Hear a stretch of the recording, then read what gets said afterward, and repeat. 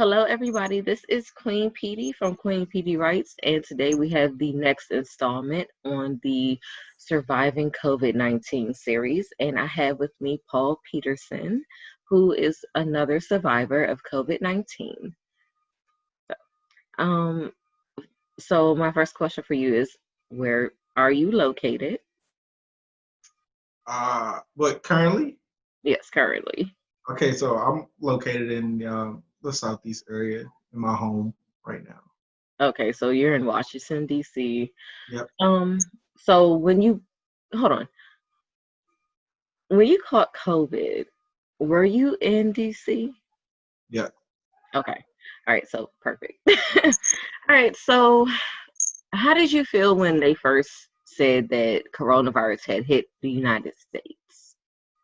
Mm, um, I had a lot of mixed feelings because I'm already in the medical field, so I already knew how bad it was as far as over there in China where it started because we have to keep up with that type of stuff. Hmm. So when it got here, it was I had it was a lot of mixed feelings about it because I was like, oh crap, well, it's here. Yeah. Okay. So, did you take any precautionary measures like buying the mask? Like, as soon as it said, "Hey, the first person in Seattle," did what did you like do? So I can't imagine it's any different than what I normally do since I'm a home nurse.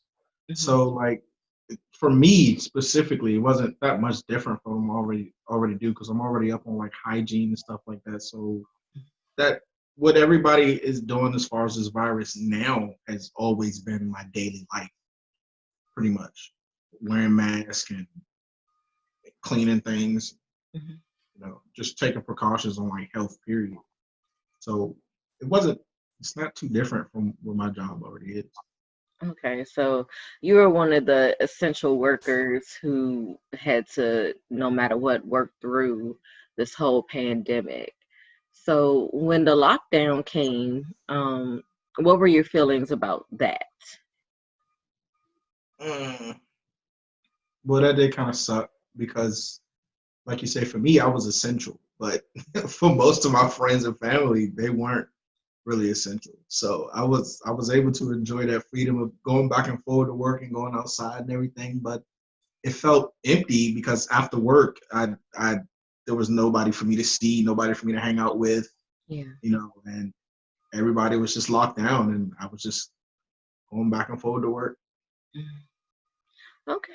So my next question for you is, w- you were going out just go to work and for your essential needs, right? Yeah, um, work and pretty much shopping. That's it. Okay. So where do you think that you actually caught the virus from? More than likely, probably during public transportation, like on the bus or on the train. It had to have been one of those Okay. because those weren't any places I would go besides going shopping in stores. Okay. So you were taking like the bus, and were you taking Ubers as well or just the bus? No, just the bus and train. Okay. Okay. All right. Well, what were your first symptoms? The first symptoms I had was me not being able to smell or taste anything. Um, no, actually, I think the first symptoms I had were the headaches. I got headaches and I started feeling really tired. It was almost like a feverish kind of thing. And Mhm. then afterwards, I lost my smell and my taste. So what I want to go back to the headaches. So when you first got the headaches, did you think that it was like just a migraine or something from working So so hard? it was kind of difficult for me because normally I sleep with my fan on me. So like normally I do get up and I do feel kind of sickly, but I start feeling a little better before I leave and go out to work. Mhm. So I kind of took it as like maybe it was like a small fever because of me sleeping with the fan on me all night. Got But when other things started kicking in, it became obvious. okay. So, what other symptoms did you actually get from this? Um,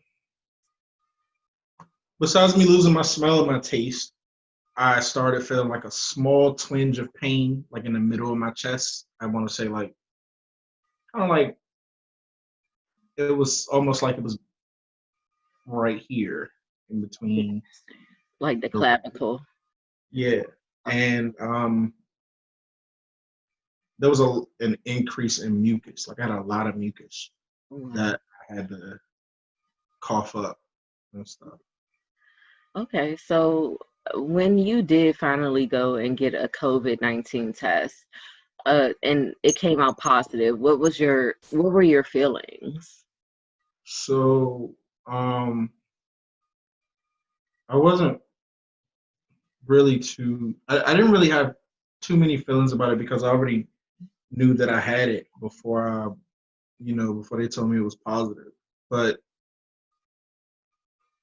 before the test, when I figured I had it, I immediately sat down and my thought process was, okay, I have it, so I need to mentally prepare myself for everything that's gonna happen, that could happen. Yeah. And I sat down and I just mentally prepared myself and told myself that I had it. I accepted that and It's the way you all said the it. other I'm things that sorry. happened with it. You're like, you accepted it. It's like, okay, it is what it is. Like Yeah, the like president said. I didn't want to think too much into it because I had it. So I just had to accept that and thought about the worst possible scenario of me having it and then thinking about the best case scenario, which is that it could go away and nothing else gets worse. Mm. Okay. So did you have to be hospitalized at all during your time? No, actually when I got the test, I actually stayed in the house the whole time. And I stayed in the house longer than the 2 weeks that they recommend you stay in. I stayed in for 6 weeks. Oh, wow. So I was in the house the whole time. Okay. So were there any after effects for you? No, actually, once it went away, I didn't experience anything afterwards. It was almost like it never happened at all. Like it wasn't Interesting. there. That is interesting. Okay. Shoot, you're one of the lucky ones because a lot of people have these after effects and they have to take medicine for the rest of their lives. So you are definitely lucky. That's something that's something I have mentally prepared myself for and I was thinking about too. Because I did hear like a lot of in some cases there are people who did lose their smell and their taste. Mhm. And even though they recover from the virus, they haven't been able to recover the sense of smell and taste again because it's been so damaged and there's nothing that did about it. So that was one of the things that was on my mind the most was will I be able to smell or taste again? But I guess I am one of the lucky ones Yeah. because I'm able to do that. Okay. So going back to while you were dealing with the virus, what was your worst day? What happened that day on your worst day having it? The worst day was the worst day was not being able to taste or smell because that I thought about that and I was like that can affect a lot because um in my line of work I already deal with people that's like that and like not being able to taste and smell affects their lifestyle a lot. Yeah. Like my body kept telling itself it was more hungrier than what it was because I wasn't able to taste my food or be satisfied through eating. So like because I wasn't satisfied through eating, it was causing me to eat more, and I had to tell myself, even if I don't feel like I'm full, don't eat so much because just because you couldn't taste your food didn't mean that you weren't full. So I had to like put a control on myself as far as like food, not being able to smell that affected like hygiene because even if I can't smell myself, I don't know when I could be emitting smells and stuff that need to be taken care of. So just in case, like every morning, even if I couldn't smell, I made sure I just took a quick wash up Mhm. and definitely took care of that at night before I slept. So I had to basically be on myself more about hygiene Yeah. and controlling on how I eat a lot more food. Hmm. Okay. So in a way, it just you could have gained weight in a way during that time, but you kept yourself from doing that, which is very interesting because most people would have just been like, I'm hungry, I didn't taste the food, I'm hungry, and would have kept eating. So that's cool. So, how are you feeling about the fact that our president wants to send all these kids back to school and endanger their lives? I think it's pretty dumb because Sorry. Ooh, Lord. this whole thing about kids not being able to catch the virus, and it's if they get it, it's easier for them to go away, and I think that's just crazy because there have already been cases before they've been saying that kids should go back to school where kids have died because they've caught the virus. And kids are kids. Like half of the time kids are in school, they're not listening to things anyway.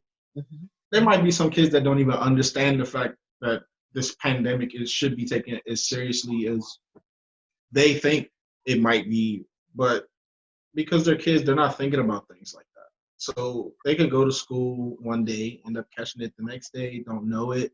Mhm. Even if it was the case where kids couldn't catch it, like if that was true, they still are able to transmit it from person to person. And they might go to school, catch it, take it to a parent, take it to a grandparent who's more likely to catch it and be in a worse position. So sending kids back to school is the craziest idea because that's a lot of people that need to be in school, a lot of people that need to be supervised, and a lot of people that have to follow the rules in order for things to get better. And you know how it is in school. Not everybody Yeah, follows the rules. So don't care. yeah. Yeah. Okay, so my next question for you is how do you feel about the people that are going out, going to parties, having parties, and just acting as if this disease and this virus is not real? Mm. uh, as far as people like that, I want the feelings that I have toward those types of things is that I don't see how this couldn't be real to a lot of people who watch the news or see that people are dying, and to ignore all of this because you want to have a better time for yourself. My feelings toward that is, I don't know. I want to say that it's kind of hard to explain because it is ludicrous that the more people who don't believe this is real and do the complete opposite of what everybody's supposed to be doing, that it becomes a bigger event for everybody.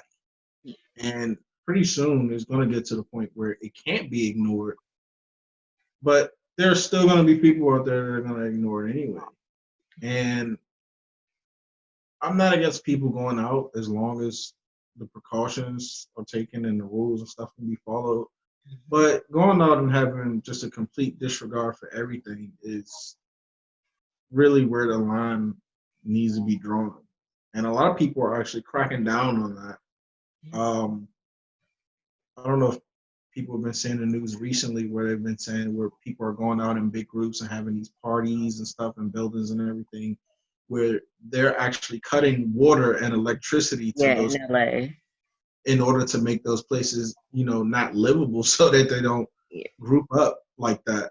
But it should have never got to that point anyway. And for things like that to happen, it needs to, you know, be beaten into people's head that it's that serious to where the government will put you in non-living conditions in order to stop this type of thing from spreading around. Yeah. That's So that's quite embarrassing. yeah, it is. Yeah. Yeah. because it just seems like we're not able to, or people, well, not we, because it's not us, but people are not able to comprehend the seriousness of like everything that's actually happening. So it's weird. Um, Also, I want to ask, what do you think of the people who are protesting face masks and going into stores and destroying face mask displays and things like that? I don't have words for that type of stuff because it's unbelievable that just because you don't believe in something that you put, you try to put other people in a disposition because you don't want to do it. It's well, it's not fine if you want to do it because this is very serious. But to stop other people from going about the rules or just because you have your freedom of speech that you want to express it and put other people into situations that you don't even feel are real is mm, I don't even have the word for it other than unbelievable. That's the only thing I can think of right now because that's it is like these are people that don't want others to go by the things that we're all supposed to go by just because they don't want to go by it. And to make it harder for the next person that is taking this seriously just shows how much of a thought process that they have. Like you could be going in stores and destroying face masks and be completely against this thing. And you might lose a relative that is taking this completely seriously, Yeah. or a friend, or coworker, or somebody that you're close to. But it's perfectly fine if you don't believe it. But to put people in a worse position because you don't is sad. Okay. So is there anything that you would want to say to people about, you know, being careful or just about COVID-19? I want to say that this is not a joke at all. I've had some very light issues while I had this virus, such as like depression, and that's not normally what it's not Mhm. normally what I catch. Like depression is something that's not really a thing for me, but the way it was when I had the virus, very it was a load that I would say if you're a person that really isn't mentally capable of handling yourself, you should take this virus seriously because catching it will put you in that position where not only will it affect you physically, but also mentally, and probably in the worst ways depending on your case. And um, the best ways you can go about not catching this is follow what you know you're supposed to. I know a lot of people don't like to watch the news, but in this specific scenario, it's the best possible thing that you can do because you need to be up on what you need to do in order to keep yourself not only safe but alive. Yeah. Um, Not too long ago, they had something on our news where it was like what type of mask you should be wearing in order to Mm. stop or prevent spreading COVID-19 because everybody thinks wearing a mask is fine, but it's like the type of mask that you're wearing can be putting somebody else in danger. Like I think they said the mask that has like air vents on it are Yeah, like 95. worse. Yeah, the ones that have like air vents on it are worse to wear than the ones that don't because um, Wow. because you if you have the virus and even if you're wearing a mask, Hmm. if it's got like a vent on it, it's allowing the air to come out, Mm. but it's not allowing the air to come in. So you might could have the virus, and even though you're wearing a mask, you're still letting that air out of like the vents. So like you're still putting it out there, but something like a simple medical mask or whatever doesn't do that, and it doesn't allow that type of thing. So I'm pretty sure there are a lot of people that think that just wearing a mask is fine, but the type of mask you also wear matters too. And if you're not looking at the news or if you're not following along with that type of stuff, then you won't know that, and you could probably end up spreading it or catching it just as easy as not having a mask at all. Interesting. Yeah, I didn't know about the N95 mask being like worse. I don't even have the N95, but So it's it's not like that's interesting. it's not the N95 mask specifically. Well, Hmm. it's not that at all. Okay. It's normally the mask where it's like because you know how ever since this pandemic there have been a lot of businesses that have been trying to cash out on making face masks and stuff like that. But not every face mask that is put out there is actually safe to wear. So I think it's the ones that have those little valves on them. Like, Oh, I know what you're talking about. yeah, Okay. they have these Okay. little valves on it. You'll probably see like one on one side or two Yeah, on too. both sides. But it's masks like that that aren't really all that effective for like if you have it and you could be spreading it. Okay.